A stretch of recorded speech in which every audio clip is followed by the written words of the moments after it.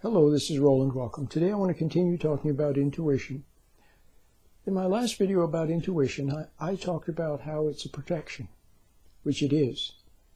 Okay? And I talked about how, I'll give you another example. You arrive at a red light and come to a stop. You're the first car there, waiting for the green light. Well, the light turns green, but for some reason you don't immediately go. Something restrains you a little bit. You wait a couple more seconds, and for some reason you just don't go. Or you look at something for no apparent reason, and right at that moment, a red light runner goes flying by at 60 miles an hour. If you had immediately gone, you would have been hit by the red light runner. It's a protection. I gave the example of your going to a class in the evening, college class, and then your class is over at 9:30. You always take a shortcut through an alley to get to your car where you parked your car. But tonight, for some reason, something restrains you. Somehow you just know not to go down that alley. And who knows what was lurking in that alley. But you're safe because you didn't go. But now I want to talk about something a little bit more advanced. Intuition. Intuition also is what the great explorers followed. It's what Albert Einstein followed. Isaac Newton. Christopher Columbus. Okay. I could go down a long list of people who follow their intuition. Moses.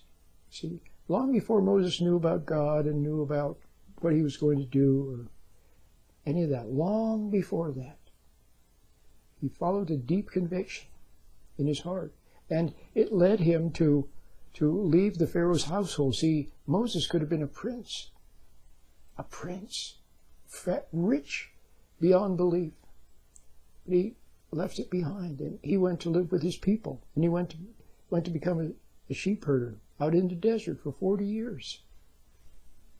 Now, to everyone in the world would say, Moses, you shouldn't do that. But he followed a wordless hunch, wordless guidance, what he knew in his heart. That's intuition. Albert Einstein. If you read what Albert Einstein had to say, he talks all the time about intuition. See, remember, he discovered things. He didn't think something up. He discovered it. But how did he discover it? He just somehow knew. He just somehow knew. And then, from this intuition, from this hunch, this wordless intuition, then he thought about it. See, his thinking first came intuition, then thinking. People who become great entrepreneurs, see, they followed their intuition. They followed their true calling. Somehow it was their true calling. People like J.C. Penney, F.W. Woolworth, Goodyear, Stephen Jobs with Apple Computer. The great retailers, the great entrepreneurs, they followed an intuition. See, they just somehow knew that this was what they had to do, and they did it. So they followed what they knew in their heart. Okay? They followed a hunch, a deep knowing that's beyond words. Let's talk about what blocks intuition. Emotions. Thinking too much, analyzing, being lost in daydreams, fantasy. They block intuition. Wanting something too much. See, when you want something too much, then what happens? You fall into rationale or excuses. See, not wanting to face the truth, that blocks intuition.